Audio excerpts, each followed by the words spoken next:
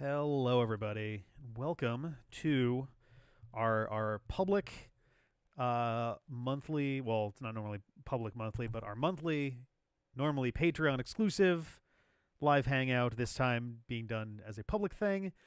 Hello. We got a bunch of people in here. We're starting a lot later than I intended to, but I had a lot of things that I was trying to prep for this. I didn't even get all of it done, as you can see on the on the top right. So we've got I guess first off the bat, you can probably tell we have a layout now.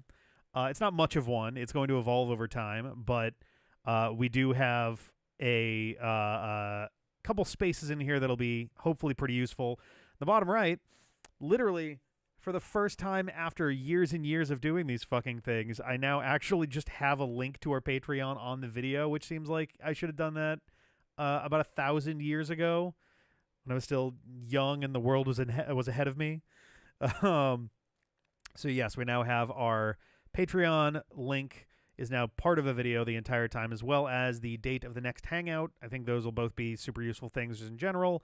It'll also make just an easy reference for folks, both patrons and non-patrons, if they're curious about what's going on, or if you don't want to dig through the Patreon. In my opinion, it's not an especially easy to navigate system on Patreon.com, but it is what it is. So that is now something that is available on the bottom of the screen, and hopefully that'll be helpful and such. Also, at the top there, I couldn't get one working in time. It's something I'm going to have to fiddle around with over the next month, or hopefully not longer than that. But I am planning essentially to have that top section be for God, I don't even have like a good example.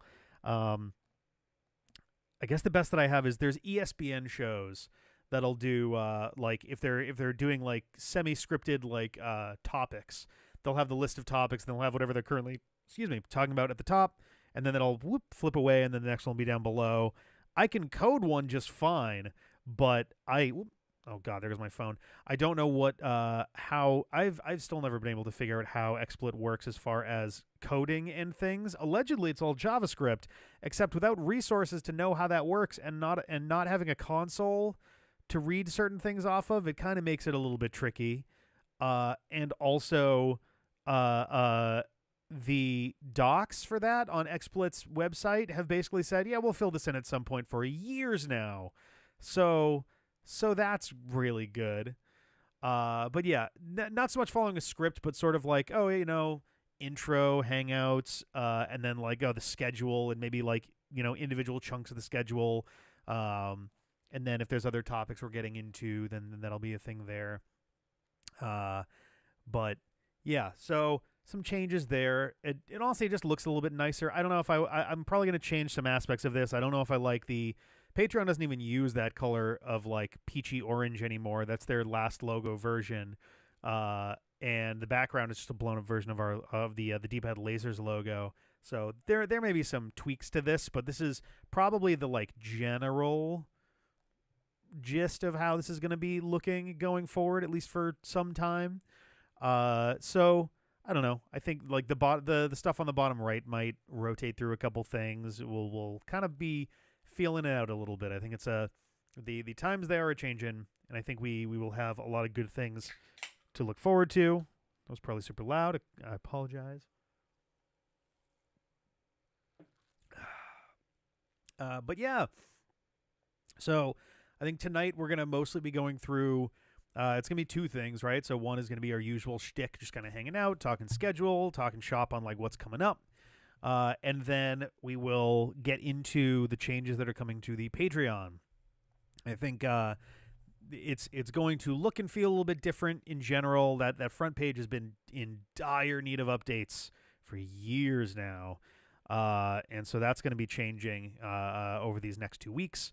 As well as what we're going to be putting on offer for oh god, I'm going to move this thing to the side so that clicking through it doesn't like make that like flash of white on my face. There we go. But yeah, changes that are coming to the things that we have on offer for the Patreon. Because I think we, obviously our eyes are bigger than our stomachs for a lot of this stuff, and I want to make sure that we can actually follow through on these things. And There's also a section in here for possible future stuff for us to do. Depending on how things go later this year, depending on how the current depending on how the new tiers of things wind up working out, how people feel about it. Um, I think we're gonna feel it out a little bit, and a lot of this is also dependent on how we grow, right? Like, or if we grow, if we kind of hang out at the same spot for a while, which is totally fine, then like we're probably not going to prioritize like making new tiers and things to do or anything like that. But if anything started to start taking off, then I would want to make sure that we're keeping people excited and having fun with that too. So all of this is like uh, uh, fairly experimental. We're in a spot where it's going to be very try it out, see how it feels. If stuff winds up feeling wrong, then like one, I want people to be open about it. I want you guys to feel empowered to actually say so. Like if a reward that's on there just does not seem worth it, or it just isn't good for one reason or another, or it's too expensive, or it seems too cheap and like there's too many people getting involved in stuff, any of those thoughts, I want to hear about it, because it helps me to come up with things that are interesting to you and are things that you guys want to get involved with. And yeah, I think we have a pretty good balance of things here. Some of it's going to feel fairly similar, but we're cutting out some of the chaff, I think. There's more stuff that's leaving than stuff that's being added in, but there's a little bit that's kind of getting added in there. But so I think first we're gonna go through our usual shtick of walking through the schedules, because I think that's gonna be a little bit more. We are in the midst of our spring cleaning. The D-pad has been, I had mentioned early in the year, and especially as we got near the end of February, the D-pad is going to look completely different at the start of March compared with the end of April, and that is pretty much holding true. I'm even trying to remember stuff that we've already knocked off the schedule, because there were both the Brother Lock and Pokemon Violet are no longer with us. Those are in the past as streams. The Legend of Zelda Tears of the Kingdom is behind us as well as far as the Let's Play goes. We finally finished that one after 220 30 minutes or longer episodes, which is wild to think about. It is, in fact, the VODs have not gone up enough yet. I think 224 is the one where it happens, but as of the second to most recent stream, I think I actually have the name for it on here somewhere as well. That one is probably going to be titled "I'm in Yaha Hell," but about less than 2 hours into that video, it became the longest series on the channel in the 13 plus years. I guess the channel hasn't quite existed for 13 years yet. That comes in June, July. But in the 13 years of the D-pad being a thing, this is now the most time put to one game that we've ever done. It's currently somewhere in the ballpark of like 160 hours, something like that. It might actually be closer to 165 now. But yeah, we are working our way through 100%ing the game. Our first stream had us finish off the skies.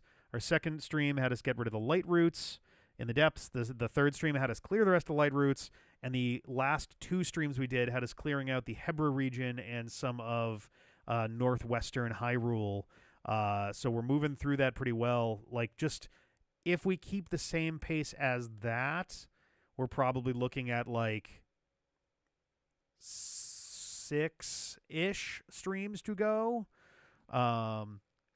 6 or 7. It really depends how some of the, like, I have not, the tracker that I'm using, I haven't gone through the entire map yet, just because it's kind of hard when you have to zoom in as far as you do for Korok seeds. It gets a little bit tricky to grid search an entire map.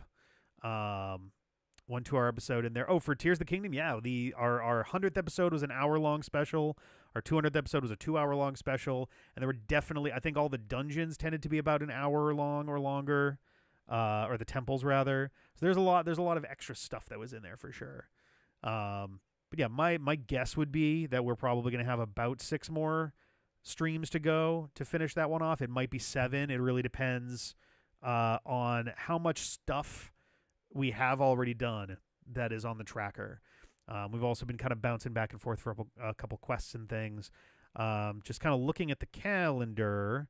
So I'm also probably not going to be streaming that this Saturday. I believe Jeff is going to be coming by this weekend to record Saturday into Sunday. So I'm not going to go, oh, hey, Jeff, you're here. Sweet. I'm going to stream. So that's not going to be a thing. If for whatever reason nobody's streaming Sunday, maybe I do Sunday. But I don't want to commit to that just yet. But assuming I don't stream on Sunday, I'm going to be streaming again on Tuesday, and then I'm going to be gone for a week and a half. And I'll be streaming again on the 7th.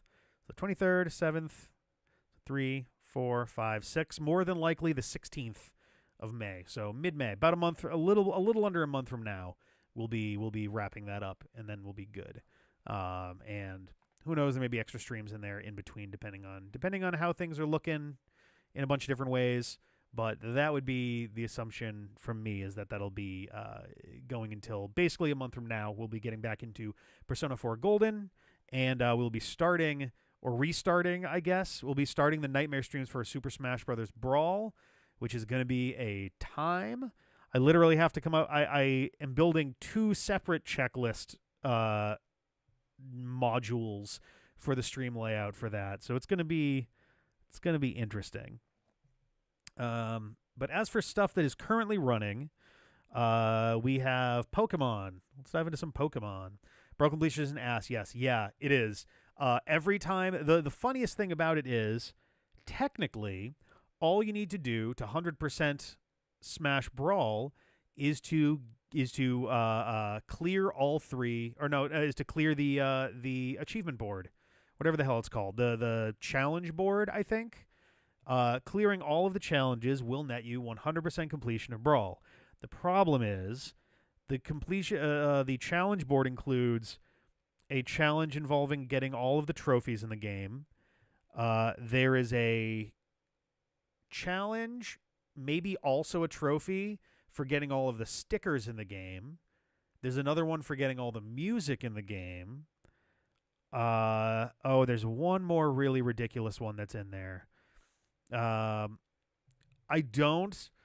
gonna see how things go. If Brawl winds up being like a huge issue on some of these things, then I will resort to cheese strategies, including potentially spending money on controllers just to make it a little bit more doable or something. But you know what? I was really worried I was gonna have to pull some weird stuff for Kirby Air Ride, and we actually got through that one more or less legit. So we'll see. And yeah, I mean, if Dave wants to come by for some of those, then he is more than welcome to, and we can tag team some of that stuff. As it stands, I'm pretty sure I'm gonna have to do some 2-player event mode things anyway. So that's gonna be a whole thing. Yeah, intense is gonna be terrible. Yeah, air ride isn't actually hard, though, just convenient. Yeah, I would say 95% of it is more tedium than difficulty.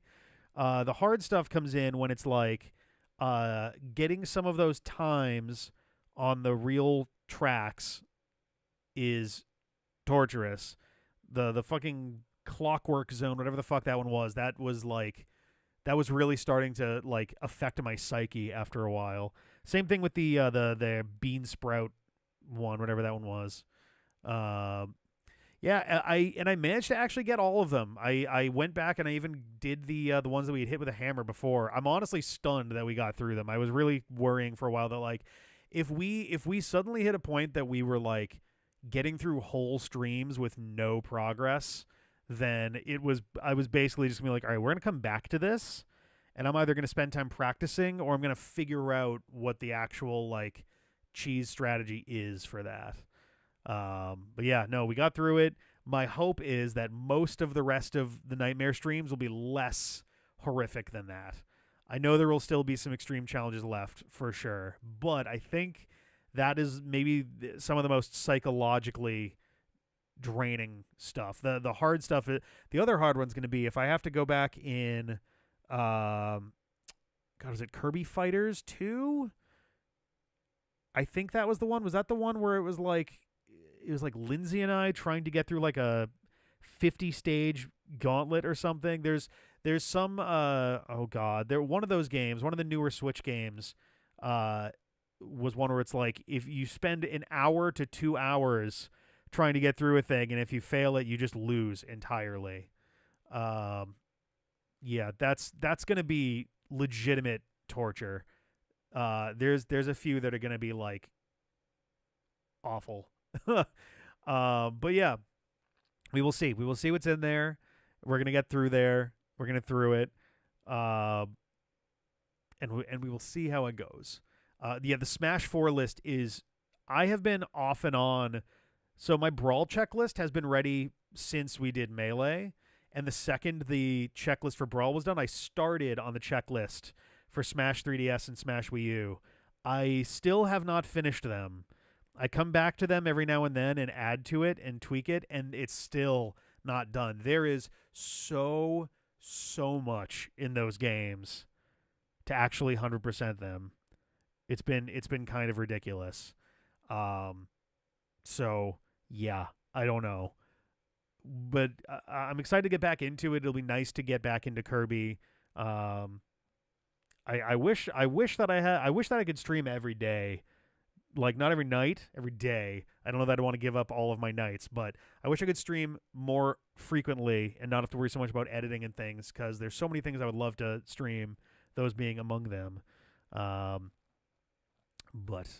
let's see. So if for the tower mode one, single life for each of you fighting every single other fighter in the game with no break. Yeah, that's gonna be a whole thing. I think I'm trying to remember if I guess it is, if it is part of event mode, then I'm gonna have to do it. So that's gonna be a slight bit of misery. I will have to bother like John or Jeff or Peter or someone to be like, hey, you want to blow your Thursday on painful Smash Brothers challenges? So that'll be a good time.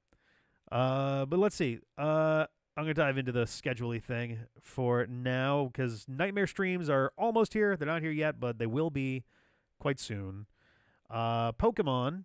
Pokemon is nearly cleared out. We're nearly there. The big one is that Pokemon Legends Arceus is now done. We have finished Pokemon Legends Arceus.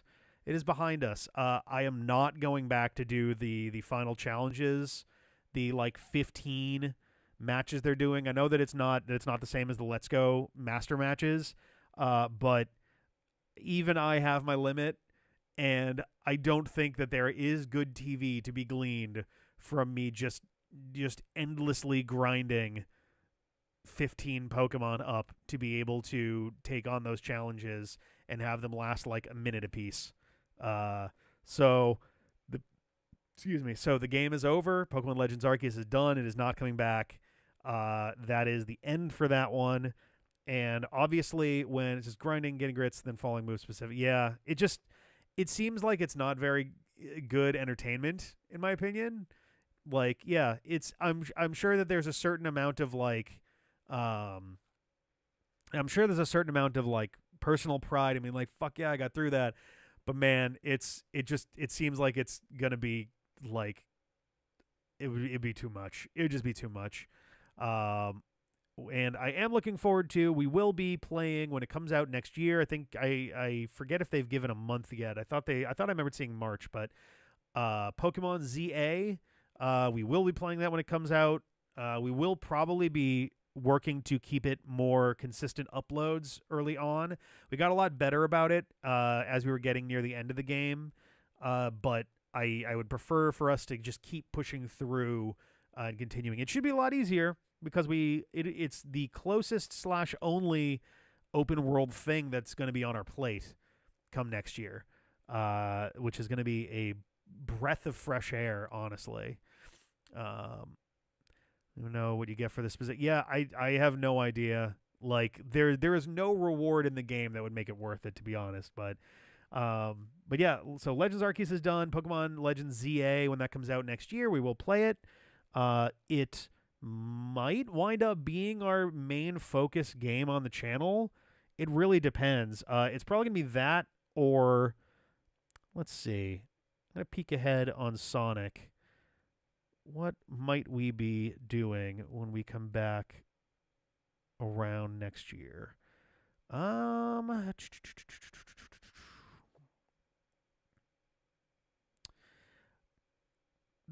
Odds are we're either going to be late game in Sonic Chronicles or we're going to be starting Sonic Unleashed around the time next.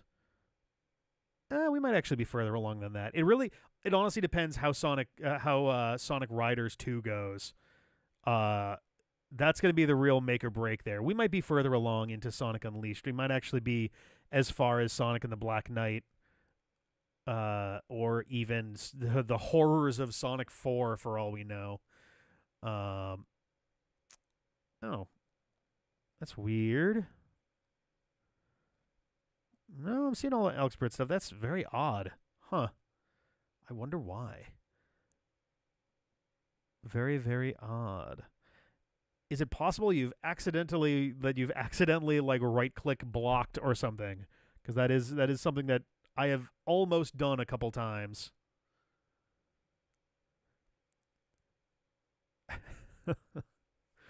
uh, yeah, Chronicles. Well, so I remember looking this up at one point. I want to double check real quick. Let's do this right now.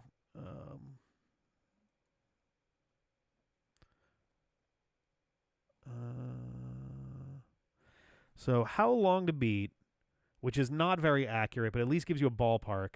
Has Sonic Chronicles pegged as 15 and a half hours for the main story, 20 and a half with sides, and 28 hours for completionist, which, I mean, yeah. I mean, so what we're looking at there is probably, like, if we, I don't even know what completionism involves for that game, but we're looking at probably anywhere between 50 to 100 episodes. And oh, see, now I'm double confused about the chat situation that happened. Oh God. Oh, what the hell? I'm left clicking and it's right clicking me on the chat now too. Jesus Christ. What was I gonna say? Losing my train of thought. Yeah, Sonic Chronicles is it's gonna be one that at least takes a couple months. Okay. It's gonna be, minimum 50 episodes, I would imagine, probably more like 70 or even 80. I don't know much about the game. I know more about the infamy of circumstances around the game than I do about the game itself. More than likely, like, I'm expecting it'll be like 70, 80 episodes, which is going to translate to like the better part of 4 months, 4 months. And I think we're gonna, like, the biggest thing that I have to figure out going in is whether we're going to do it up as 15-minute or 30-minute episodes, or hell, if we're going to make it a weekend series with half-hour plus episodes on Saturdays and Sundays while we continue doing Sonic stuff beyond that.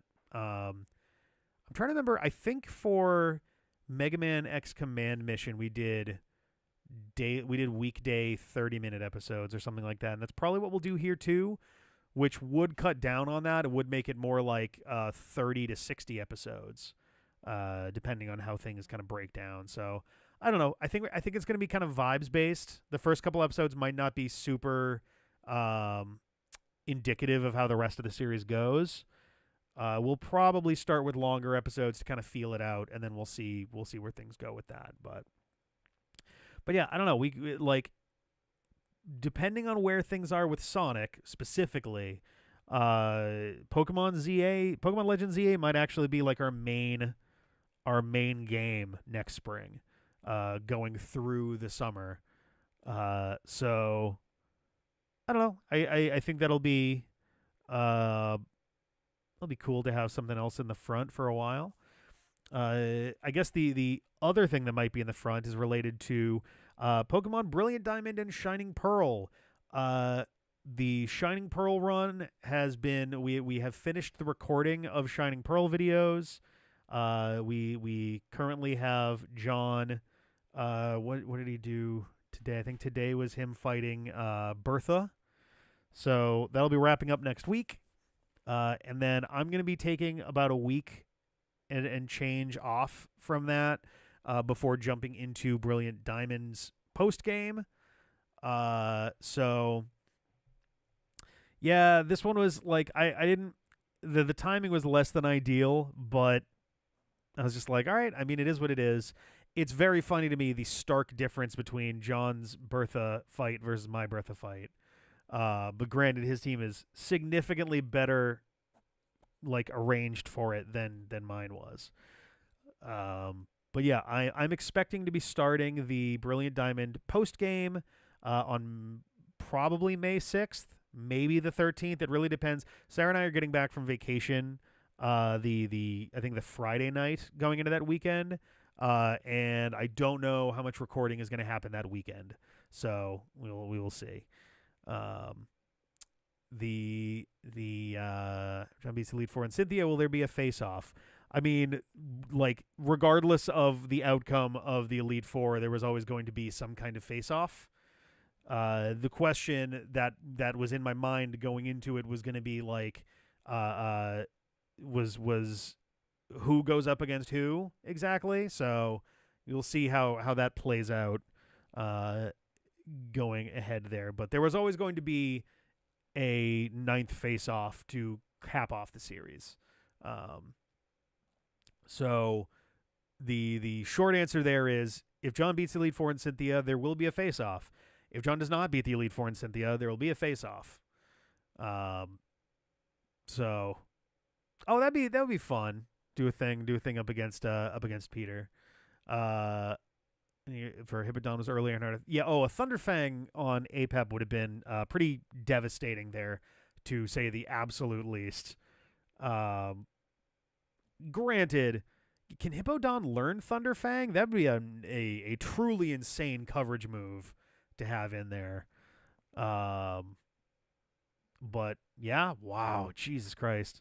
It gets the meta of Pokemon is like, it's like the horseshoe theory of Pokemon, where on the one end you go like, just use attacking moves. Then it's like, no, use status moves, use setup moves, use status affecting moves and abilities and all these held items. Yeah, and you come back around and everything is so complicated and absurd in terms of the level of preparation that you or your opponent can take, that it's just like, I'm just gonna use some attacking moves again. But yeah, I digress. But yeah, I'm excited and terrified for the Brilliant Diamond post game.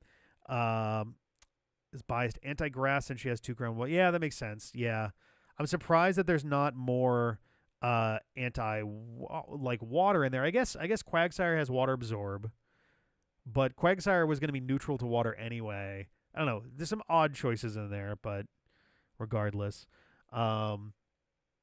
The way that we always do these post games is, I think we've stuck to this every time. There might have been one time where John just went way off book, but we try to do the post games as to the letter with the Nuzlocke rules as we can. But if it starts reaching a point where it's becoming unfun, just blatantly to be doing that as a Nuzlocke, then we may toss the Nuzlocke rules aside and just do the post game. There's also definitely people who have said in the past that like a fairly common thing for folks is to do a Nuzlocke. Like the Nuzlocke ends when you become champion, at which point if you do post game, then it's whatever. Wow. Okay. Giratina is in the remix then. All right. Interesting.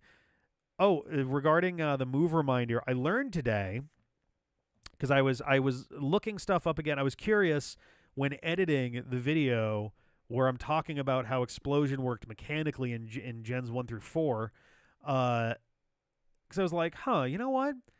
When I think of Explosion, the stuff I usually think of is like the Geodude line, the Voltorb line, the Magnemite line, all of these. Are there any normal Pokemon that can learn Explosion? And it turns out there is one. Silvally, the evolution of type Null, is generally a normal type and can learn Explosion, which means that it gets a stab bonus to that, which makes it a 375 base power move. Explosion is already the highest base power of any attack in the game, like out of the box. So a 375 exploding Silvally has to be insane. Licky Licky used to be able to also. Ooh, I didn't look at historical ones. Stab Explosion is called Shrapnel. Ooh, I like that. I like that. Ironically, Shrapnel would be a metal type explosion. Or steel type explosion, rather. I did not realize that Misty Explosion is also a thing now. Very recently, they added a fairy type explosion. It's called Misty Explosion, but it is only a 100 power move. Which I guess, I mean, every Pokemon that can learn it other than Musharna and Mew are fairy type. So really it's a 150 move. And if Misty Terrain is happening and they're on the ground, it multiplies it by 1.5 again. So it does bring it back to being pretty close to Explosion.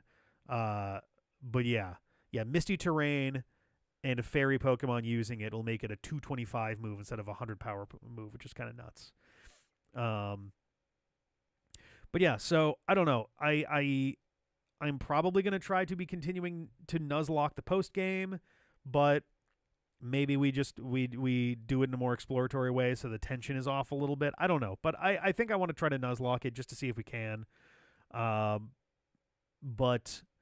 as I was saying earlier, the other thing that may be on the table next year is one of our main things, although it depends on, recording schedules and all that. But we are finally, unless the Pokemon Company pulls some insane move this summer, the current plan, once again, is that we are going to be doing a padlock of Heart Gold and Soul Silver probably around the end of the year. This gives us a chance to take a breather from Pokemon for the most part. So the asterisk on that, we're going to get into that. But also, we may start recording it ahead of time so that we have a backlog of videos, which should help us kind of get things moving a little bit.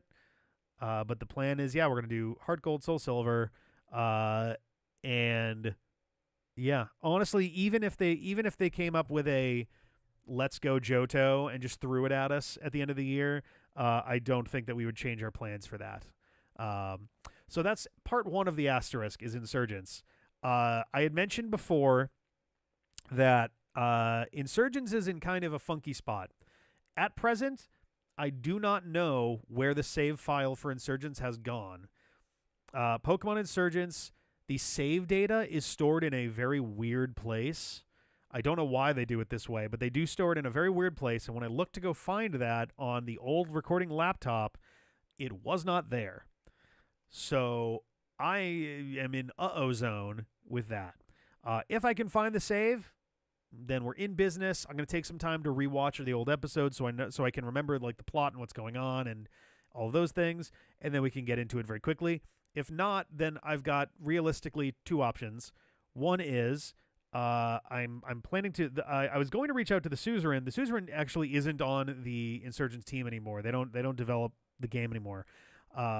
So I need to reach out to the Insurgents team, the current Insurgents team, to see if they have any tools that they use to modify their game saves in order to adjust stuff on the fly.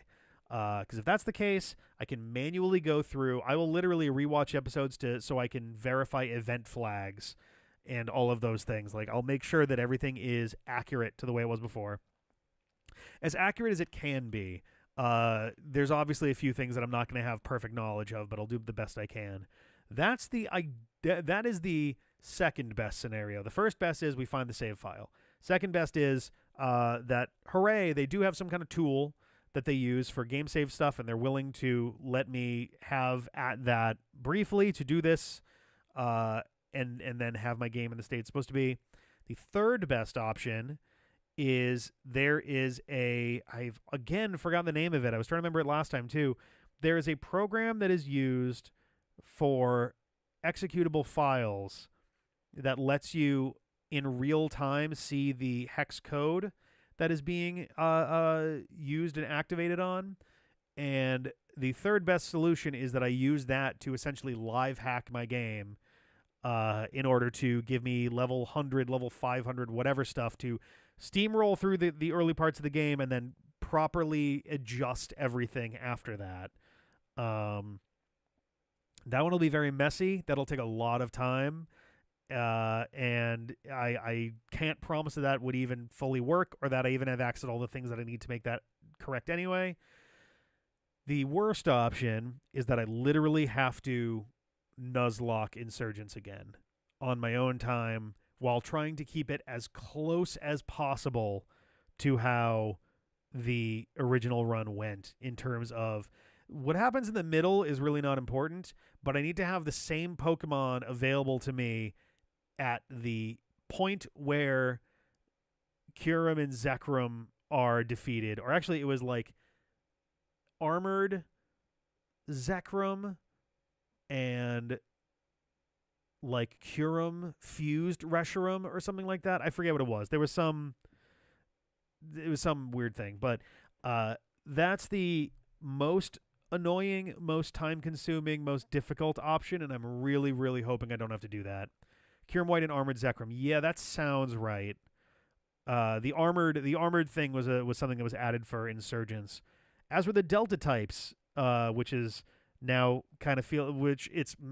talk about how much things have changed in Pokemon, where now regional forms are a very common thing, and they even now have regional variations. There's a name for it that they use kind of unofficially to refer to like Diglett and Wiglet and Tentacool and Toadscool and stuff like that. But yeah, we have a third of that game to go. But given the pace that we took Convergent, maybe that might be it.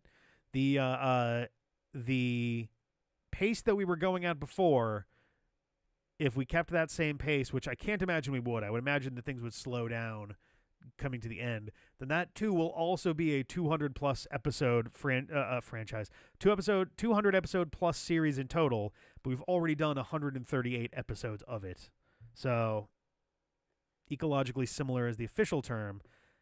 Yeah, that it would seem like the similar part is not the ecological part. If anything, they're ecologically different. They're biologically similar, right? Like they're biologically convergent. It's like carcinization. Ecologically, that's the thing that distinguishes them more than anything else. So that's kind of an interesting way for them to have done that.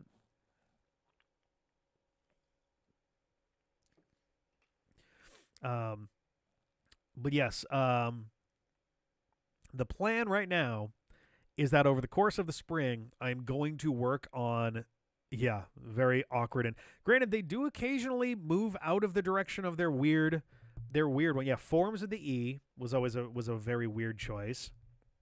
Shiny Pokemon used to be called just like differently colored Pokemon or something.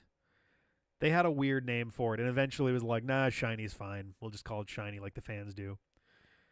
But yeah, I'm going to be spending the spring into the summer figuring things out with Insurgents. My hope is that I can get it sorted early enough into the year that we can get through everything that's left in Insurgents without having it run into what we're planning for Heart Gold and Soul Silver.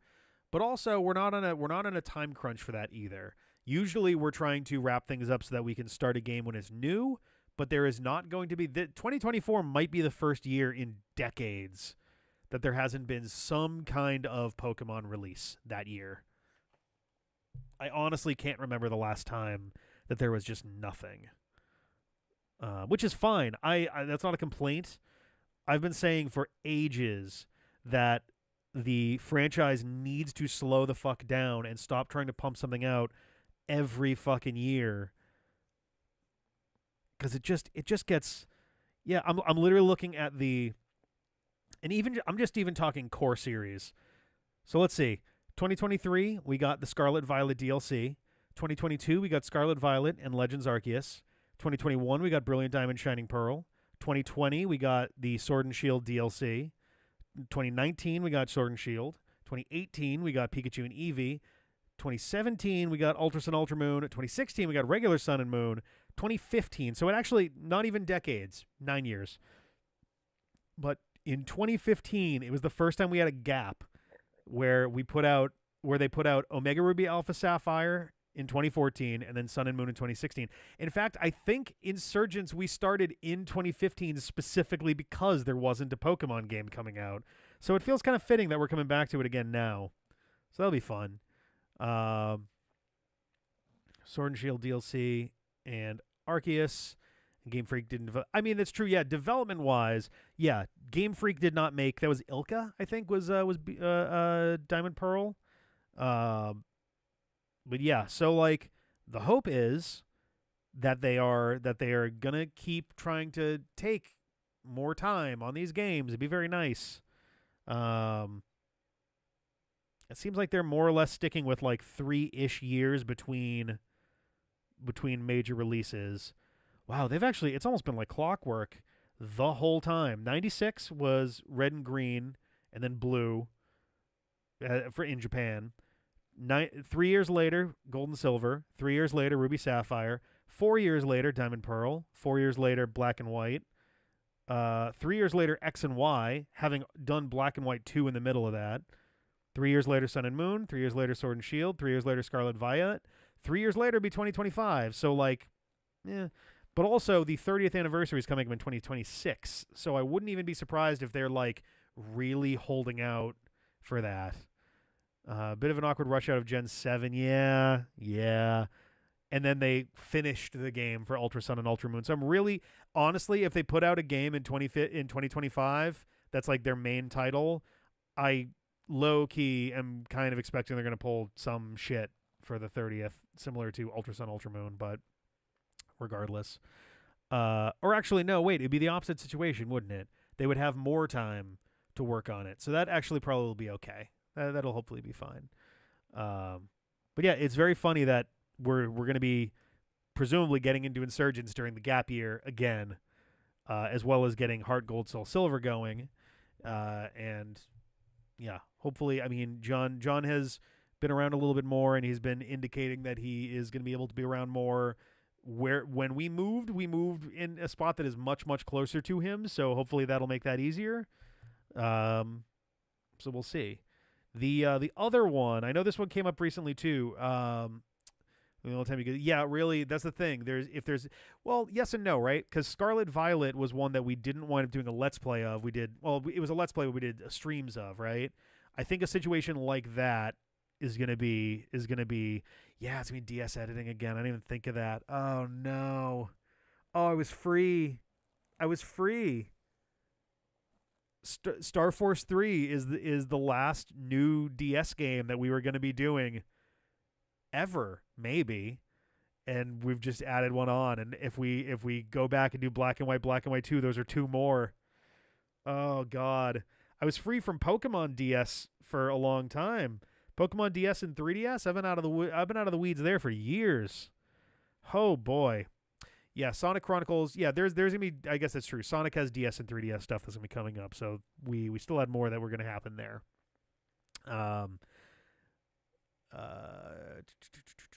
Well, I mean, it's gonna be a lot harder. It really depends. Was there Boom for 3DS? Yes. Fire and Ice, I think, was on both home consoles and handhelds. And then there was the Shattered Crystal, I think, was the 3DS. I think I'm mixing things up. There were 2 Sonic Boom games that came out at the same time. One was for home consoles, one was for the 3DS. And then they put out another game. I think Fire and Ice was the one they recently put out, and that was, I think, just for consoles. If they made good remakes of everything before we got to them, it would save us a lot of strain. Though, ironically, I think we're probably not going to play Sonic Cross Shadow Generations when that comes out, because we're not even far enough into the Sonic franchise to have all the references down. We haven't played Sonic Colors yet, and that's still kind of a ways out. Two Sonic Booms on. Oh, so it was okay. So that's maybe what I'm mixing up then. Maybe Fire and Ice was a 3DS exclusive one then, or something. But yeah, so I don't think we're doing Sonic Cross Shadow Generations when it comes out, and I think we're just gonna play the original Sonic. I the Sonic franchise does not make it very easy to do this project, considering how many kind of sorta ports they have just all over the place. I still have to figure out. I think we're gonna play the original Sonic Colors, and I still have to figure out if, when the time comes, we're gonna play Ultimate when we get all the way to the other end of it. We're probably going to do Sonic X Shadow Generations when we come around to that. So maybe we should do Sonic Colors Ultimate. I don't know, but it's chaos right now, somewhat appropriately. The other thing, the last thing Pokemon related before we move on from this, I know there was chatter before about the Crown Tundra Sword, Pokemon Sword. I don't see any reason to play the original colors over Ultimate. When Ultimate came out, the response was really bad. There was a lot of response of both the game being extremely buggy and also the lighting being dramatically different, to the point of being kind of hard to see in certain levels. Like they did a completely different lighting engine that wound up fucking with how the original one was laid out. And I'm at a point with it where I wonder if we will want to play both A, because there will probably be years between those Let's Plays anyway, and B, because just like the differences between them, just in general, being able to explore what those are. There are games we're going to be doing multiple versions of going forward anyway, so I don't know. I got to look into it a little bit. We will see. We still got time to figure out how we're handling Sonic Colors. We're already going to need to play two different versions of it anyway, because there's a handheld version that has a bunch of differences as well. So there's a lot that's gonna. The Sonic franchise stuff is gonna get more complicated very soon. Buckle up. It's gonna be like we're gonna be playing like 15 versions of 4 games. It's gonna be a mess. But so the last Pokemon thing. So the Crown Tundra. It hasn't gotten played recently, not because I'm specifically trying to wait for Ben. It's more that the schedule has been all over the place and very busy, and it's been kind of our bottom priority thing on the list. But with all the other Pokemon games kind of falling by the wayside and the schedule in general opening up more, we are probably going to just wrap that up pretty soon. I don't know. I don't know if Ben is going to be joining us for much going forward. Not like I don't. It's not. There's no like drama. There's nothing anything like that. But I don't know what he's feeling in terms of like coming to do recording stuff in general. So I think we're going to, rather than just kind of have this one hanging forever, we're literally like probably 3 or 4 weeks of episodes away from just kind of wrapping that up entirely. So we will probably wind up in May getting into that and just kind of finishing things off. His gallbladder side within the forest, yeah, right. I mean, part of it, honestly, is that like he is still he's still over close to the Boston area. He's more than an hour away. He's also pretty busy, and he does stuff with his weekends now. He's doing a lot of like D&D and stuff. So like, I don't want to like rip him away from that stuff to be like, hey, come finish a Pokemon game that you've thoroughly emotionally exited years ago. So I think that we will more than likely kind of move on and finish that off to give it some closure in like May going into June. The intros will probably still have him because I feel like it feels weird to not have him in the intro there. But it'll most likely be Jeff playing out the rest of Crown Tundra to kind of wrap that up. That's the thing, right? We kind of have been in the process of a really long, slow metamorphosis between 2020 and now. The pandemic very much changed kind of how we were recording things and how we were getting together for them and how we were doing a lot of this stuff. And then we moved, an hour away. And we always kind of knew that whenever that did happen, that was going to have an impact on recording, on getting together with some folks over others.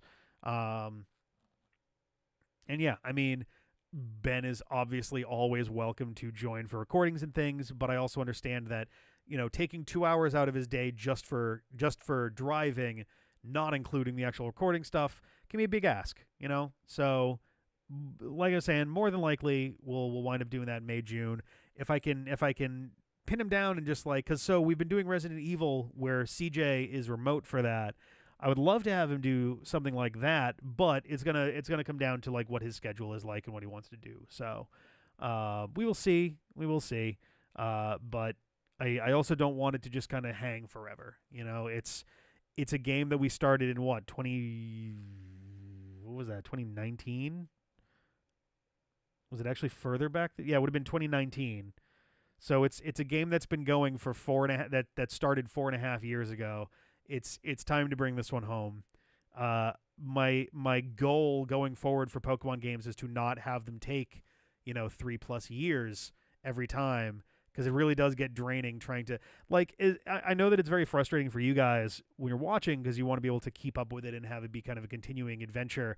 It's equally frustrating on my side because I have to kind of keep all of those in my head as we're like navigating all these other game releases and these other series and things we're doing. And it's tough when we've got 3 or 4 games that are all paused and we're trying to like make concessions and like make sure that we've got time for this and that, and like, oh, we got to make this one wait for another time and yada yada. So I don't know.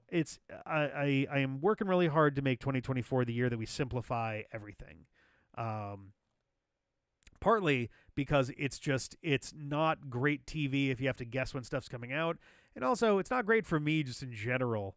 It's not super obvious in the camera right now. I'm starting to go gray. I got little gray hairs going on right here. I got some right here. I got a bunch going on up in this region. I'm getting old. I don't have the same ability to just do 9 videos a day every day, at 37 as I did when I was 27. So I want to make sure that I can have a pace put together that means that we're making good content for you guys to enjoy, and it's also stuff that we're enjoying on our side as well. Because if we go like, all right, cool, time to record for the weekend, we got 17 hours of stuff to do. That's a lot, So, oh man, the yeah, honestly, like I've never been too worried about going gray. I always figured like, yeah, it'll be cool. What I'd be more bummed about is if it was going. I'd rather get the silvery hairs than have my forehead has always been this big. This is not a receding hairline. This is just where my hair always was. It's part of what this little swoopy thing is there to help with.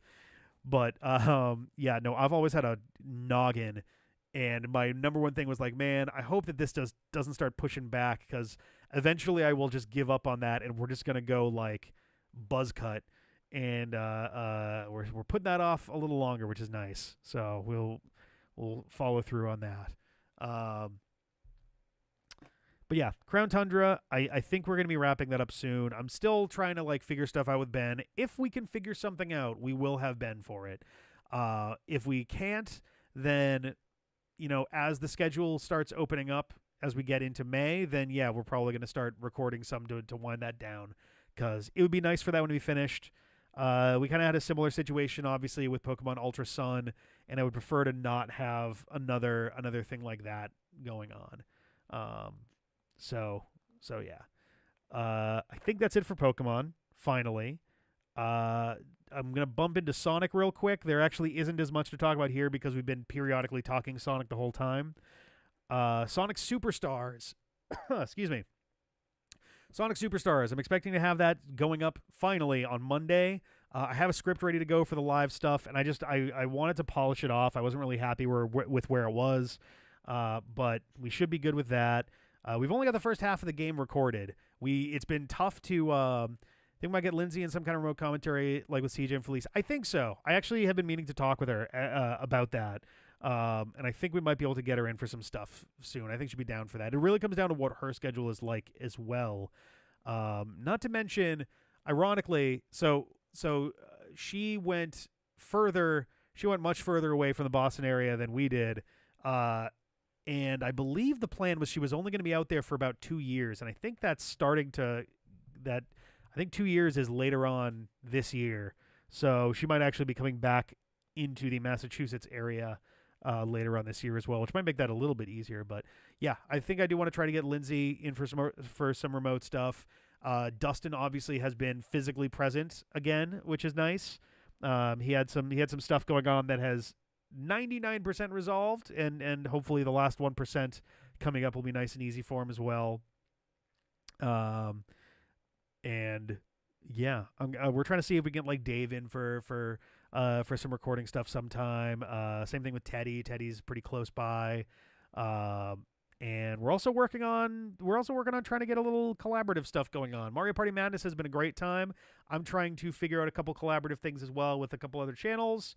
So some TBA on those. I don't want to get anybody like overly hyped up about it. It's very much in the hypothetical stage with some of that stuff. So we'll see where those go. But so yeah, Sonic Superstars.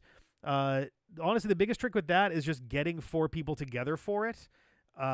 So I'm going to spoil one thing really quickly, which is the plan that I'd had in mind after our first recording session for that was, man, this game is really rough as a 4-player experience. It's really, really rough. Maybe when we finish the game, we'll do a second run as part of the same series, and it'll just be a single-player campaign for that. Because I think that at least then we've given it a fair shake to see if it's a better experience one player and it just doesn't really work multiplayer. It turns out that the game expects you to do that anyway. There is a second run that is going to have that happens. Like you've beaten the game normally. There's a second run that has to be single player. So that's going to happen. We're going to have a second run that is single player before we wrap that one up fully. I think we are also. I've been trying to figure out how I wanted to handle the other Sonic games. They're all kind of popping around here. So Sonic Dream Team is one that we are also planning to cover. And with it being a mobile title, we definitely want to get to it sooner rather than later in case it goes away. The only thing that I'm trying to figure out right now is whether we're going to do it as a like main series, like we follow up Superstars with Dream Team, or if we start Sonic Riders 2 and have Sonic Dream Team going on the side as well. Like we have them going simultaneously. I have to think about that a little bit. I got to look into kind of how long Sonic Dream Team actually is, or if it even has like I think it does have a proper ending, which would be nice. I'm kind of sick of games that are like, oh, what if you play this for the next 100 years? Yeah, it seems like Sonic Dream Team is like a 3-4 hour game. So honestly, maybe we do just do Sonic Dream Team after Superstars, and then we get into Sonic Riders 2 and continue stuff. That might just keep things a little simple. Yeah, I gotta look into that. I gotta figure out how that's gonna go. Yeah, it's just a regular Sonic game that happens to be for iPhones. I don't really understand why they did it like that. Let's see. So, Sonic cartoons. The plan is, especially with John being a little bit more easy to get a hold of for stuff, that we are going to try to get back into Adventures of Sonic the Hedgehog again, and actually keep those moving properly this time. And likewise, same is to be said for Sonic Prime. There's a plan for Sonic Prime. I am going to get into it later in this stream. I've talked about it a little bit here and there in terms of how I wanted to handle that, because copyright issues have started getting complicated. Which is pretty fucking hilarious now that Netflix is going all in on their goddamn AI shit all over the place. So, I don't know. But Sonic Prime and Adventures of Sonic the Hedgehog we're hoping to start getting back into very soon. We've watched a little over half of the first season of Sonic Prime. We haven't watched the end of that. We haven't watched season 2, season 3. But we are gonna dive into those. It's been really good so far. I've actually really been enjoying Sonic Prime. I don't think it's not gonna be too much friction on getting that moving again. But I think that's it for Sonic. And yeah, regardless of what happens with Superstars and Dream Team in terms of like how we do those, Sonic Riders 2 and onward is gonna go back to the usual format, and we're gonna keep moving with those. Sonic is probably going to be more or less taking the helm as our main series for a while. Uh, we accidentally stole it from you. Now your stuff is so similar. Reclaim. Yeah, that's going to be a whole. That's already pretty rough, to be honest. I've had videos that were being claimed. What the hell was it? There was some video there. Oh yeah, if you play Ocarina of Time on YouTube, there's a non-zero chance that your video is going to get copyright claimed by someone who made like a piano MIDI thing of a Zelda track, and it gets auto-claimed for them. I don't know how that shit happened, but yeah, there's a lot of the YouTube copyright system is fundamentally broken right now. It's pretty terrible. Um, it's a whole thing. It really is. Let's see. So that's Sonic. Mega Man. Mega Man. I think we will finally be back into that next week. The script for the thing that is holding it up is huge, and I think it will be ready this week. If it's not ready this week, it will be ready next week. The first game that comes after that, there's literally a joke that I've already edited into one of those videos because of how long it's taken to come back to those. But then after that, we're getting back into the real meat and potatoes of it. We got another platformer ready to go after that. We have another platform after that. We've got more 8-bit Mega Man 8-bit Deathmatch coming later on in the spring too. Okay, there's one. Yeah, I mean, if it's a tool that is there to keep YouTube from getting sued, then I guess it works. Doesn't really do much for its customer base though. Mega Man Star Force 3. We have finished the main game of Star Force 3. We have beaten it. We actually had beaten the game like 2-3 weeks ago, maybe even 4 weeks ago at this point. But we have beaten it. We have seen the ending. We've beaten the final boss. And we're going to be moving on into the post game for that. It is weird for us to be in the final post game of Mega Man, like action RPG content. It's very, very weird to think about. I actually have a little there was a point where we were trying to catch up on Star Force to where we should have been, or Battle Network in Star Force to where we should have been if we didn't miss episodes and things. And I've given up on the trying to catch up on it, but I do keep the numbers here just to give myself an idea of when would this have been done if we had never missed a week, but the content was exactly the same. We never missed a week, never missed a single upload. And let's see, just doing some math in my head real quick here. We would have finished up. We would have beaten the main game for Star Force 3 right around the 11th anniversary marathon stream. We've got about a little over 2 years of videos behind on that. Granted, the vast majority of that was from the breaks in between when we were working on the Seriously content. But yeah, we technically have missed 225 uploads of of Star Force in terms of weeks and days and things that are gone.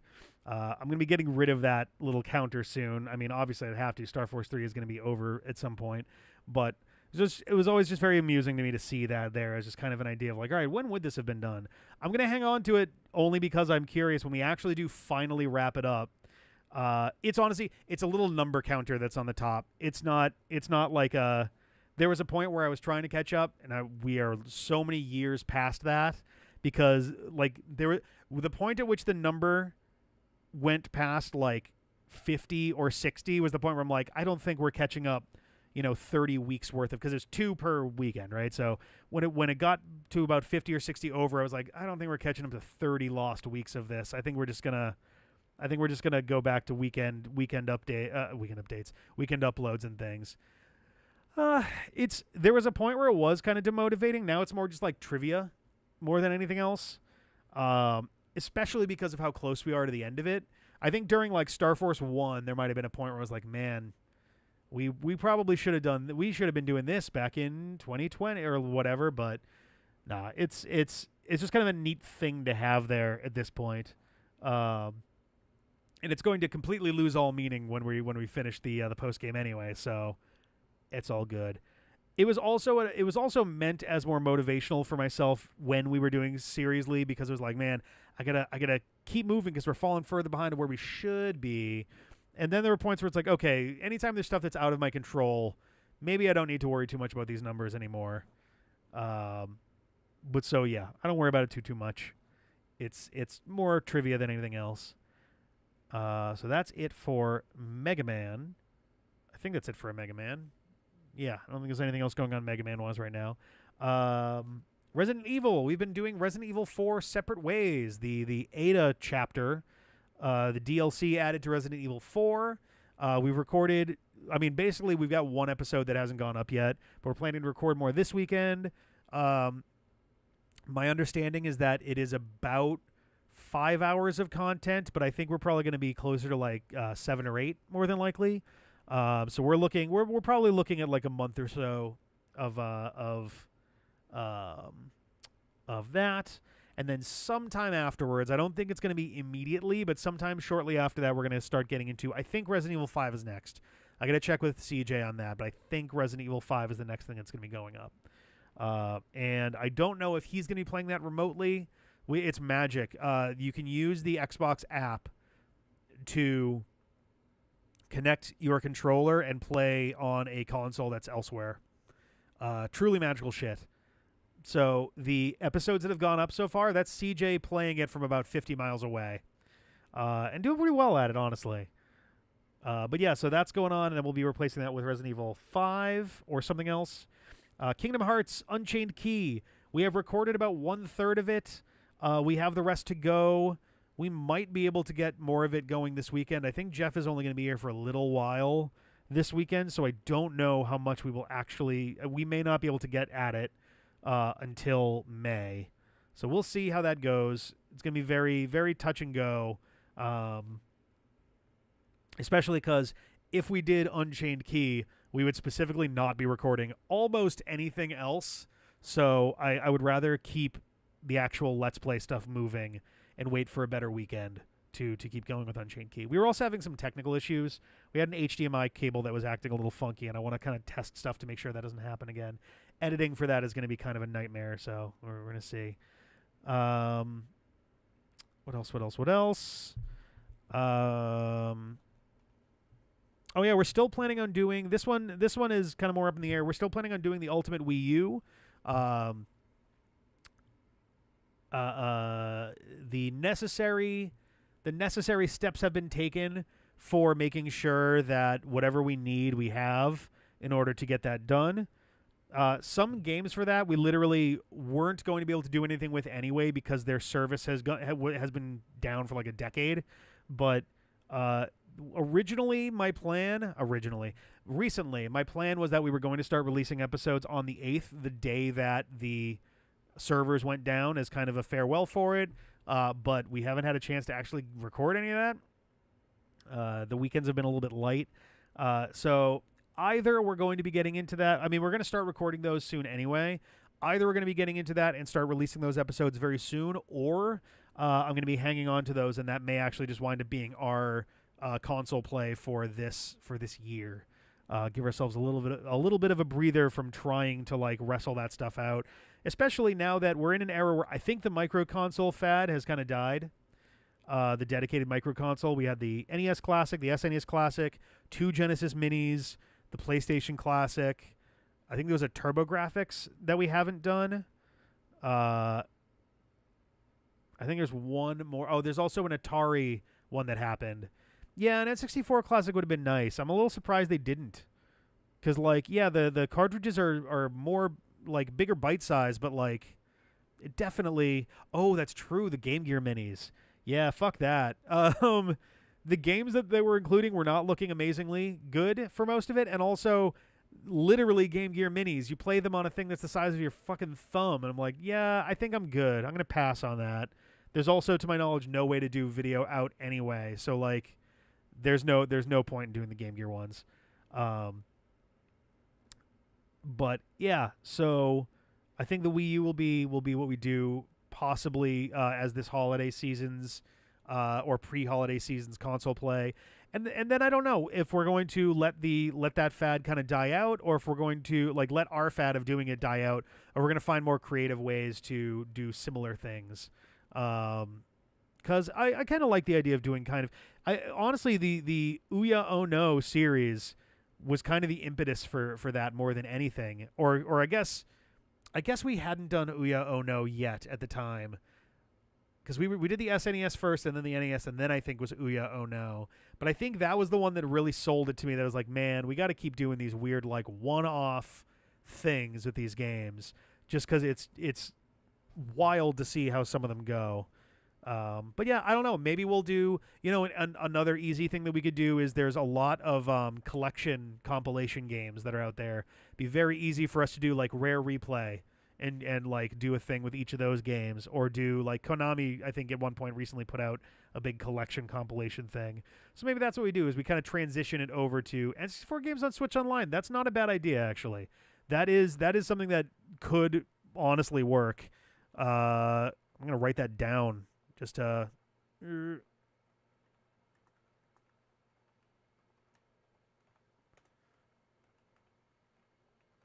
just because it's just a nice note of like, yeah, it'd be kind of nice to keep that spirit alive. I do miss doing those. They're a little bit hellish to organize sometimes, but I do enjoy them. Same thing goes for the Odyssey. We will most likely be recording those and getting them set up to go up in September. 2 years late, but it's in the spirit of the thing. I still have to get one of the accessories, and I don't know how I'm going to track it down. It's a notoriously hard to get Europe only uh, add-on. I don't even know what to call it before those days, but it was a game and equipment and things you could get, but only in Europe and only separately from the Odyssey. So I have to figure out how that's going to work. But that is coming probably this fall. I think we're probably going to be doing some Final Fantasy again soon. I think we're finally going to be able to get into it for real. With John and Dustin being around and interested in doing stuff, and now with John not having Shining Pearl on his plate, I think there's a very good chance that that FF7 is going to continue as well, which will be nice. And I might try to get some other stuff going there as well. I forgot something. Shit.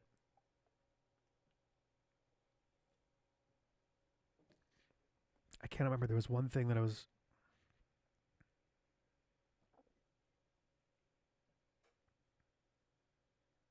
Nope, I've forgotten. Might have been a secret thing anyway. That's fine. As for streams that are coming up, CJ's been playing Alien Isolation every other Sunday. I think he did this past Sunday, so I don't think he's in for this week. But also, I don't know that the Sunday crew has something that they're going to do right away.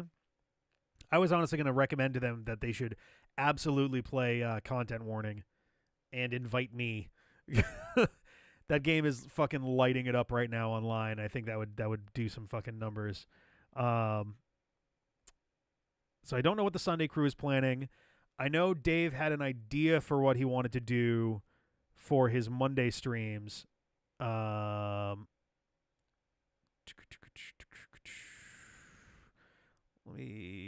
me double check. Actually, I don't think he's announced anything, but oh, okay, yeah, he was talking about doing some one-offs, getting back into that because he was doing Pokemon for so long. So yeah, that'll be starting up soon. He was gonna start this week or next week, but his computer has kind of shit the bed pretty hard, so there's a very good chance that that's going to be delayed by a little bit, unfortunately. So we'll see how that goes. I don't know if that's going to be a long-term issue for him, but at some point soon, Dave One-Offs will be returning. Jeff, I believe he has something planned. He may have something a little bit more intense planned than usual. He had an idea for something. I don't want to spoil stuff. I would rather let him announce what he wants to announce for it. But there's a lot more legwork going on with what he was talking about wanting to do for his next game. So we'll see how that one goes. If he's still planning the stuff that he was talking about before, you guys should definitely get excited. There is some stuff that may happen that Jeff is uniquely prepared to be cooking up for you guys. So hopefully that'll be a rad time there. As for me, I've been doing Tears of the Kingdom, like I mentioned before. We're up. We've moved up from 59% to 70% complete. My estimate is that we have 6 streams left to go. And then we will be getting back into Persona 4 Golden on Tuesdays, Super Smash Brothers on Thursdays, Smash Brothers Brawl on Thursdays. Apparently, oh yeah, I'm actually gonna look this up right now. I meant to before, and I fully spaced on it, but I want to double check. Of course, now my connection's gonna be all acting up. I want to check real quick if I super fucked something up.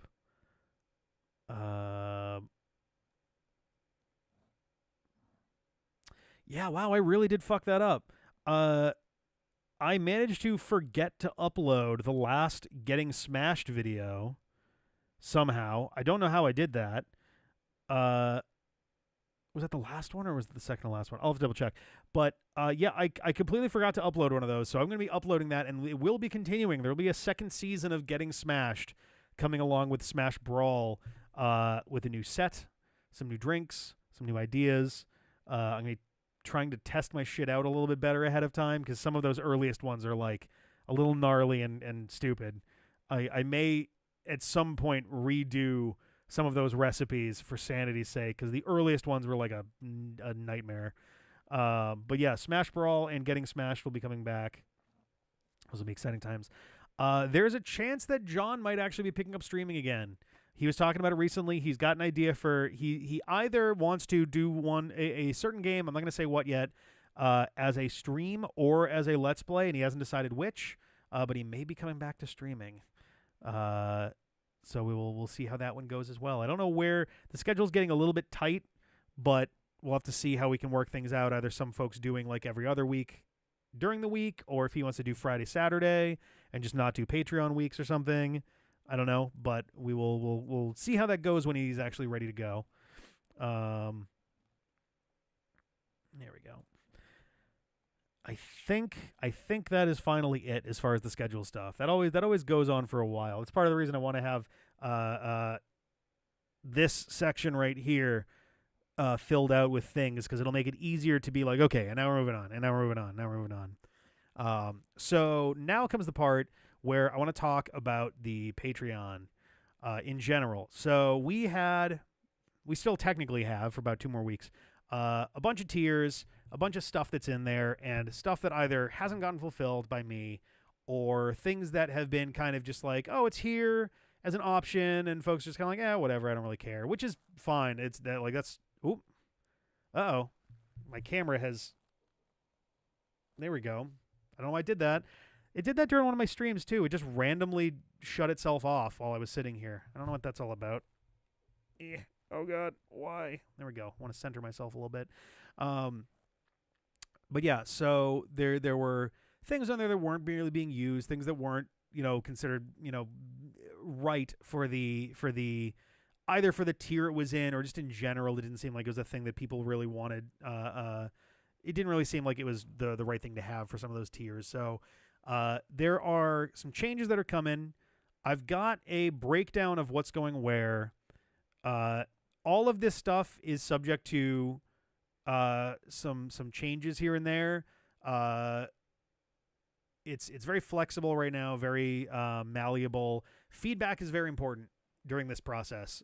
If there's stuff that seems just totally wrong, I need to know that so that I can make those changes. And I promise that I'll have my big boy pants on. It will not hurt my feelings if you're like, man, this is just not good. So, excuse me. Oh my God. That was like the biggest, like, oh, hold it in. Nope. Anyway, Perfect segue, right?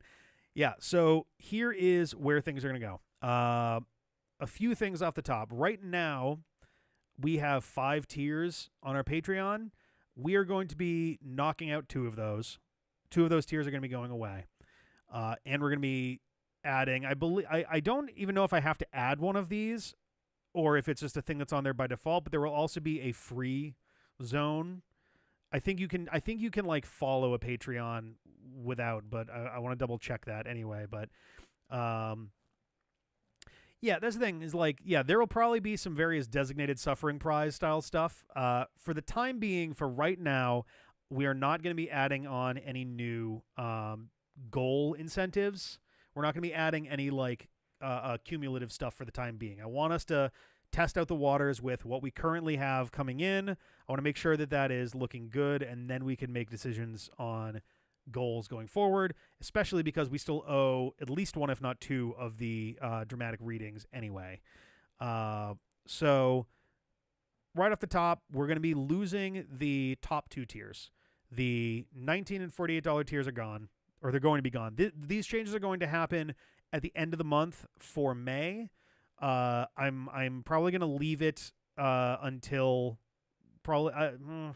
It's very frustrating to be going on vacation at the very end of a month into like the 3rd day of the month, because it means that it's not something that like otherwise be like, oh, I'll change this on like next Sunday or something. That way people have most of a week if they want to make their changes, but without it like fucking up.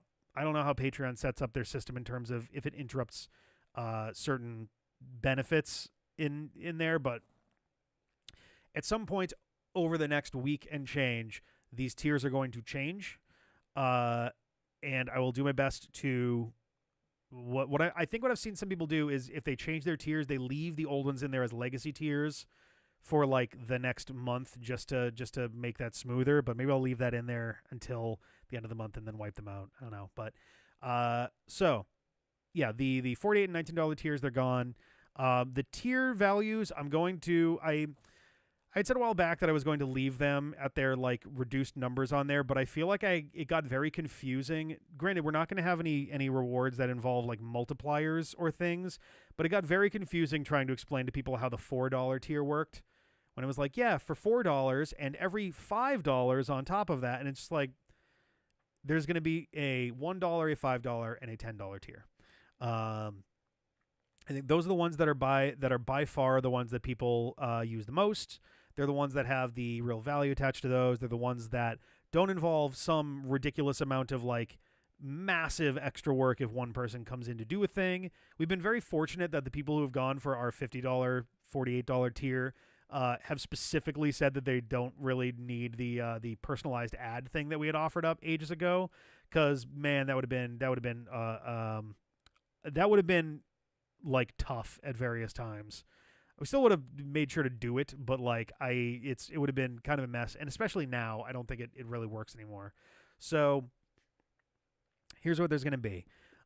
First of all, whether there's a free tier option or if it's just something that's going to be pinned as opposed to just generally to our Patreon, the recording calendar is going to become a free thing. That is going to become something that is open to anyone to see. It is not going to be a Patreon exclusive thing anymore. And the main reason for that is it's nice to be able to just tell people that stuff is coming without having to come up with a whole second way of doing that. So I think that's just going to make life easier for me. And I think it'll make life easier for other folks if they're trying to figure out what we're working on. Because as was made evident by the last handful of streams where new viewers came in and hung out and then took a look at the YouTube channel, our YouTube channel is hard to search through. It really, really is. And like I do the best I can to make it a little bit easier, but it's really not. It's not good for that. We have too much content to sift through for people to have a sane time doing that. It's one of the reasons D-Pad Unpaused exists. The binge size content is just very popular right now, and it's something that I've always kind of wanted to do anyway. And it makes it easier for me to categorize stuff in a way that's not completely ludicrous. There's no reason the Switch videos playlist is probably the only time we're ever going to do a console specific playlist like that. Even when the Switch 2 comes out, probably not going to happen. I can do it on the binge channel and the unpause channel because, like, oh, the legendary Let's Play. All right, the N64 playlist for that has like 3 videos. It's very easy to work with there. But like, if I tried doing an N64 playlist on YouTube, it would be hundreds of videos from a bunch of different games. It'd just be a mess. So that's the calendar will help out with that because it'll make it easier for folks to see what we're actually working on now. Because the now playing section it only shows you 5 things at a time unless you scroll or you click on the thing. YouTube changed how they do that. It used to be if you clicked on the title of it, it brought you to a page that showed all of them very nicely. Now it doesn't do that, and it's a big pain in the ass because it actually really ruins the aesthetic of like the franchise play shelves that we have there. I don't love that they did that. But yeah, the calendar is now going to become a public document, and changes are going to be coming to it to make it easier for me to like update that. One of the reasons that it stays so unupdated for so long is that the way that I've got it built is just not very good. So I'm going to work on building out a better script that writes that more cleanly in a way that makes more sense for me. And it'll make it much, much easier to update for all of you guys. The $1 tier, the names are also probably going to change. It was a just cute little chintzy thing that I did with those names back then, but I kind of want to change them. They feel a little bit just silly right now. They feel a little bit, not that silly's bad, but it's like, okay, the pop star tier, what does that mean? I would rather give them some kind of real meaning to it, but the $1 tier, things that are going to stay, access to the patron channel on Discord, that is going to stay. Coming back is going to be, I am actually going to commit to us doing shoutouts again.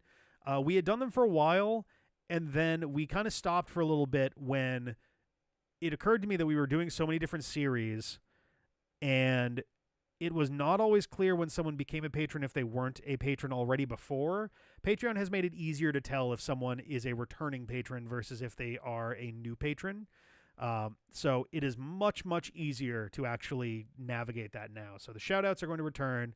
I think honestly, what we might even do, not even just, we'll shout them out in the next video, might do it in the next, like in the next like set of recorded sessions or something where it's like, okay, we're sitting down and we're doing some Kirby and we're doing some Mega Man. And then later we're doing some, Sonic, and all those will get a quick shout out or something.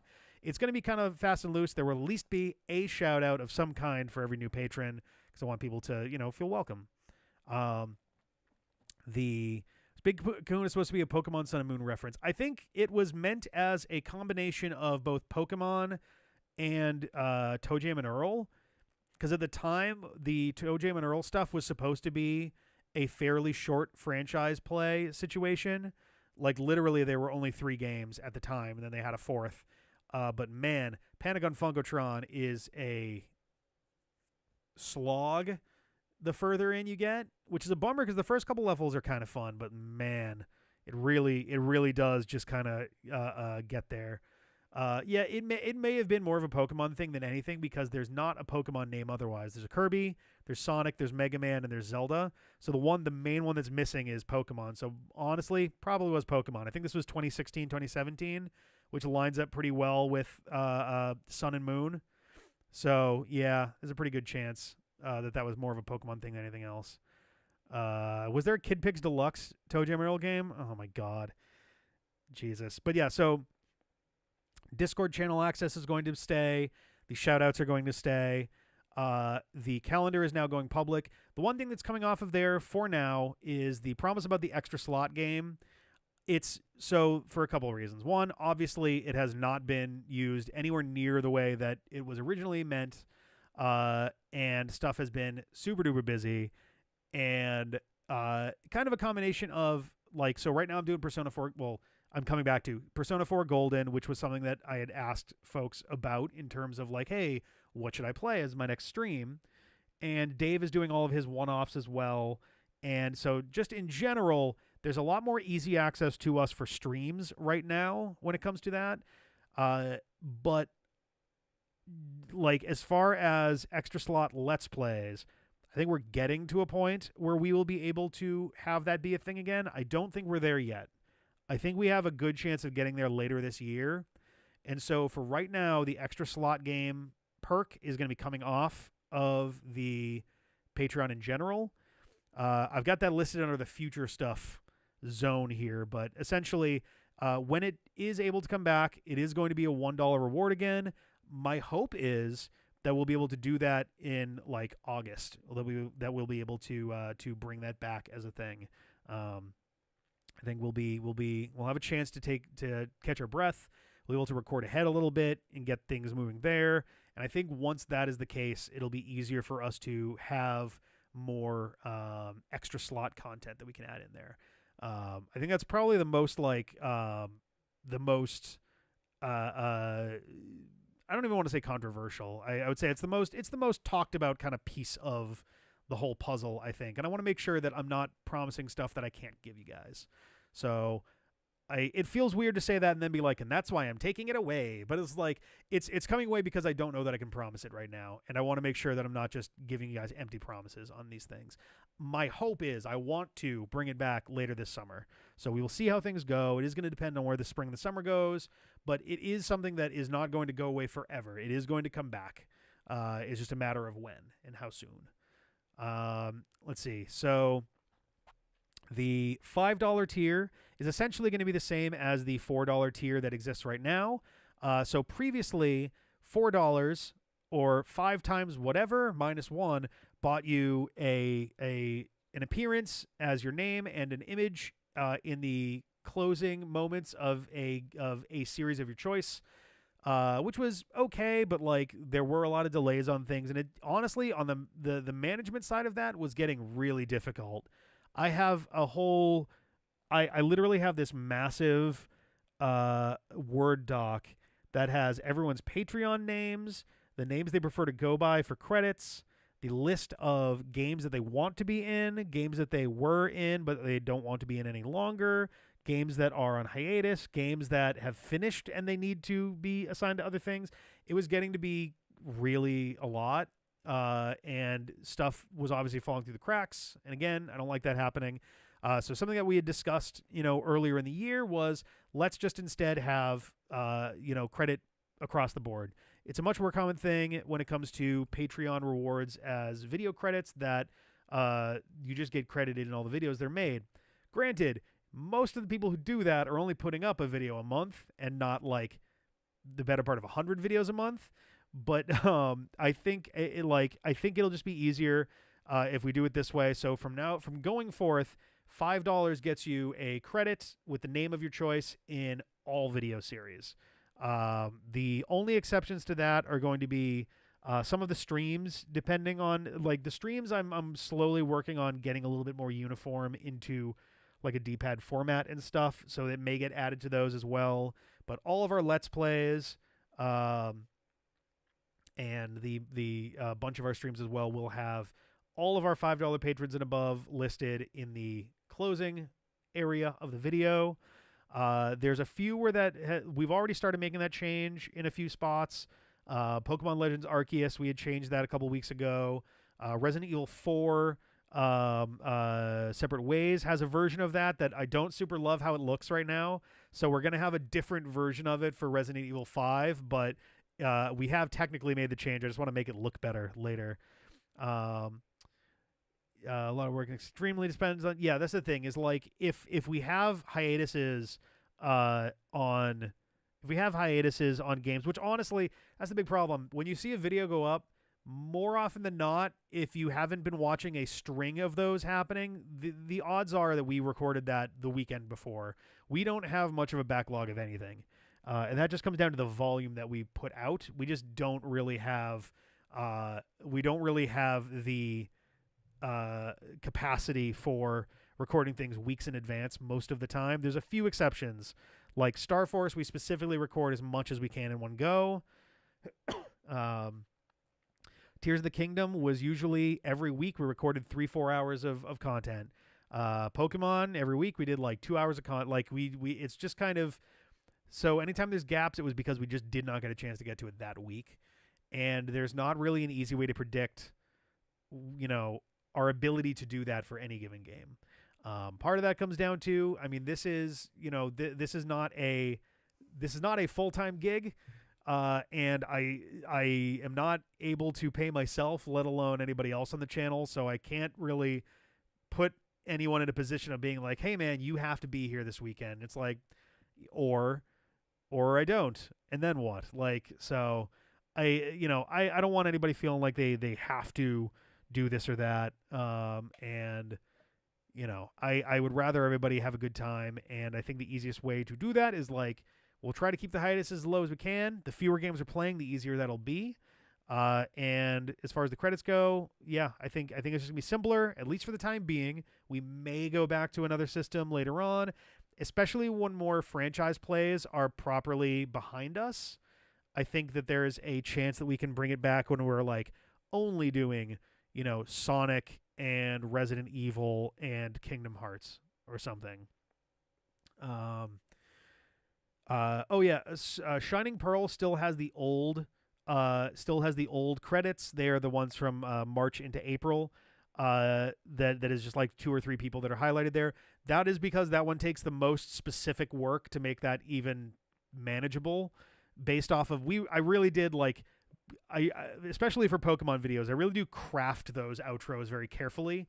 So it is a little bit tricky to make dramatic changes to that, especially like 200 plus videos in and right at the end, So the Brilliant Diamond post game will have a modified version of that does have everybody's credits in there. It was just like, it was too much to do on such short notice for that, and especially right as we were wrapping up like Shining Pearl. All the other games are going to be immediate. Sonic Superstars is going to have it right away. The Mega Man games already have it in. I think they already have it in Star Force. I'm pretty sure, and it's the same. It's going to be the same system for the weekday games as well. Yes. So $10 tier. We're going to be keeping the monthly Hangout. I think that's still going to be a $10 tier reward. That may come down. That may wind up being something that comes down in time.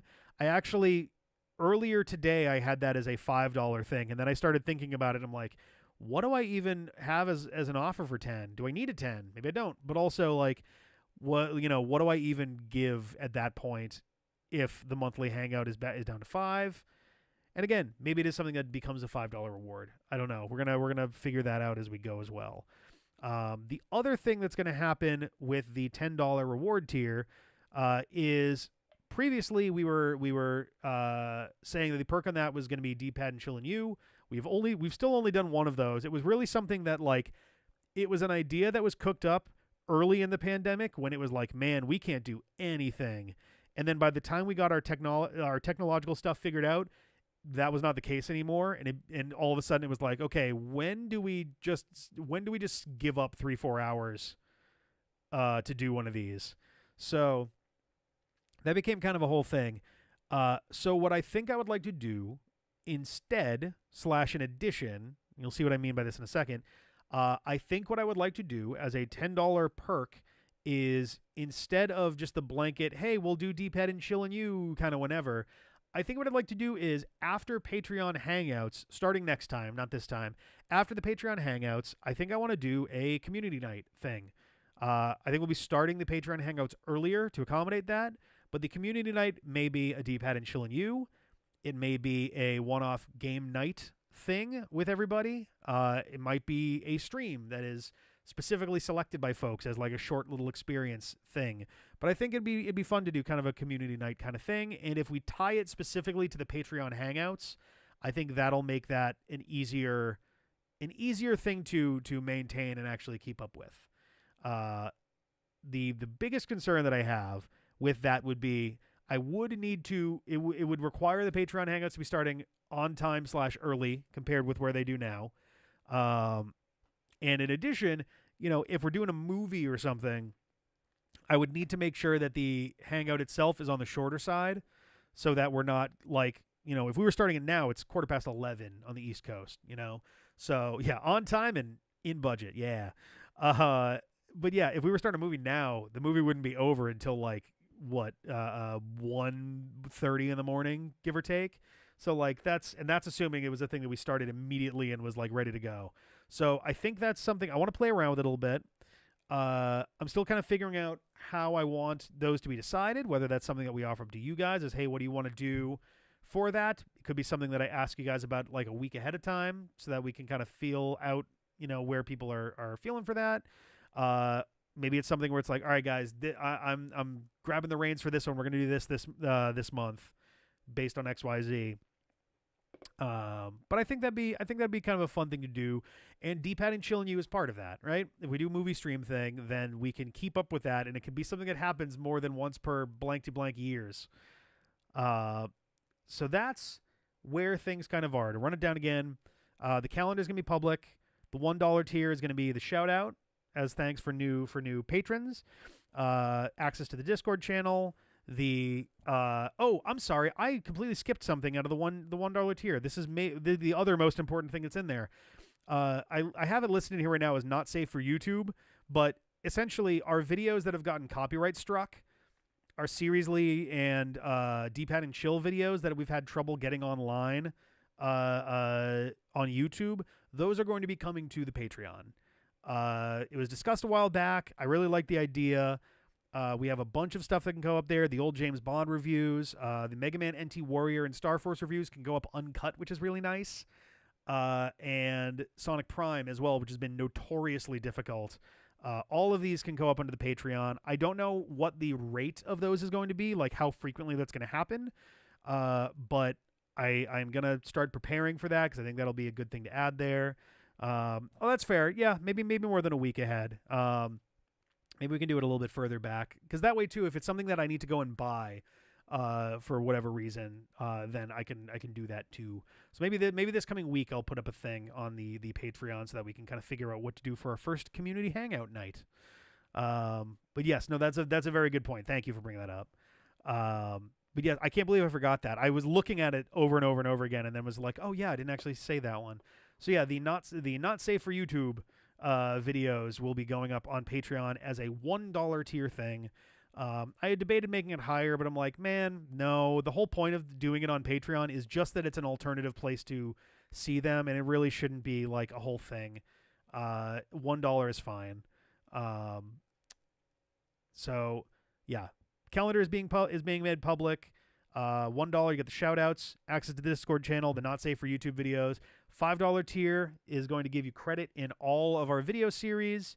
I need to figure out a way to reach out to folks more easily about that, because essentially I think there's ways that you can do greetings to people so there's already a greeting that comes up if you sign up for someone's Patreon. I think you can do them by tier.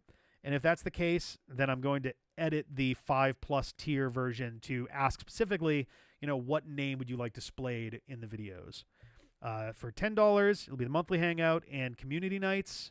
As for possible future stuff, when things are more open later on in the year, perhaps we may bring back the official extra slot.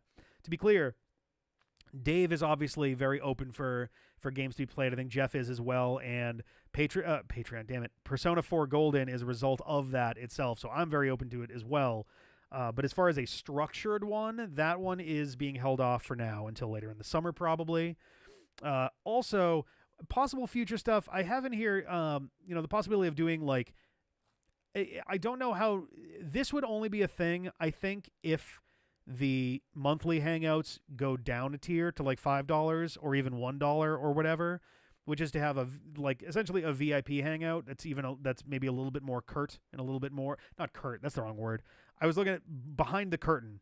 That's where a little bit more candid, I guess, is what I was really trying to say. A little bit more candid and a little bit more peek behind the curtain, behind the scenes as to what we're actually like, slightly more spoilery stuff that is being worked on. I don't know if that's going to be a thing. I don't know how much we need that. But if it is a thing, then that'll come down the line and we'll feel that out later. So that's where those things are at. I am definitely open to any additional feedback that you guys have now or later.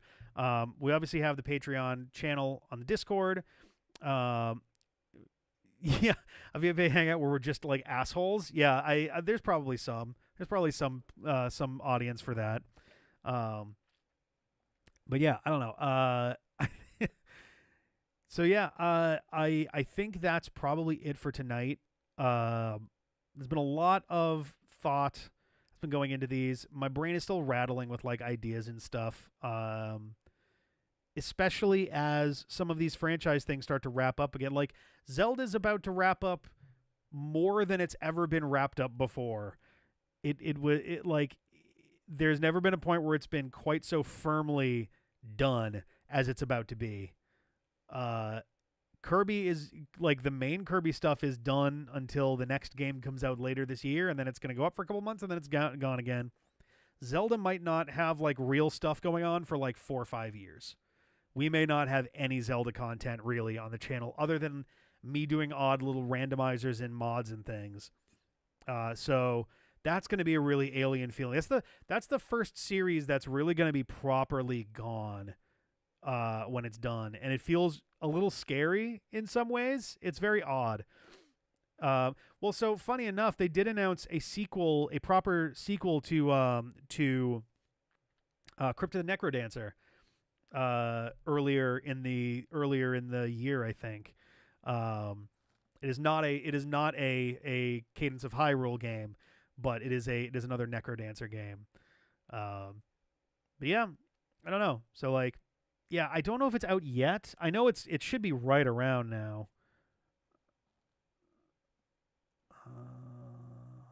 Crypt of the Necrodancer.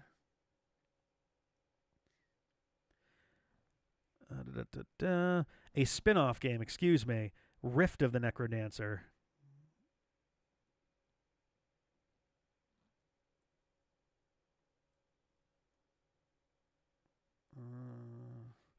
Rift of the Necrodancer does not have a release date? Oh, it still doesn't have a real release date yet. It's supposed to be early this year.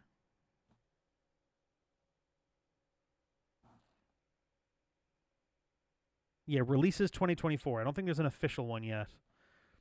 Oh yeah, I'm sure there's gonna be a little. Honestly, that's the nice thing about being done with the series overall is if little random things suddenly appear or occur, then we can just kind of grab them and be like, oh hey, this is cool. And it's weird that we're going to transition from we were a very much Zelda channel to being a very much Mega Man channel, and we've been kind of waffling back and forth on being mostly like a Sonic channel with occasional interruptions of Pokemon and Zelda. So we're going to be diving much more deeply into Sonic, which is going to be interesting. We're about to hit a very unique time in that franchise as well. But yeah, no, I think that's probably going to be about it for tonight.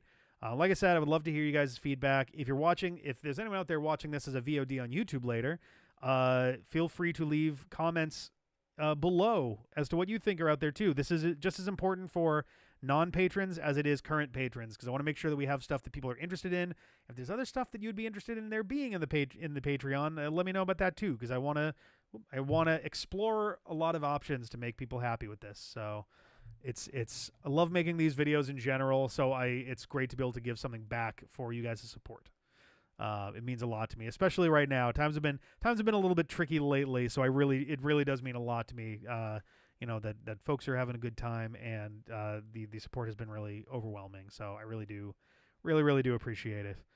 Oh man, there's got to be some like toy hobby channels that have that. I'd be shocked if there were not 1,000 videos like that. I remember those little hoopy things. Oh, good. I'm glad that you feel that way, Alexpert. I really do work hard to try to make sure that I always feel like one of the things that I always feel a little bit awkward about when I go watch other people's streams and things is if they're like a huge channel or whatever. There's so many times where like subs or things may come in and it gets like either no reaction or it's kind of like, oh, sick, and that's it, and it's gone. It's like, oh, okay. Like, I don't know. I want people to feel welcome, and I want people to feel, acknowledged and recognized and happy. So doing what I can with that. There was plenty of discussion in last night's Tears of the Kingdom stream on related subjects. So that'll be going up, what is that, 225, I think? That'll be going up next week. I don't think that one has a name yet. I didn't have a good name for that episode, so I have to find one. in the mist as I go through the editing there. But yeah, thank you guys again so much. It really does mean the world to me. I'm gonna get out of here. It's quite late. I'm gonna try to get some sleep tonight. We got folks coming over to record tomorrow, and yeah, hopefully there'll be some good stuff coming out of that. So I'll catch you later. Have a good one, and bye.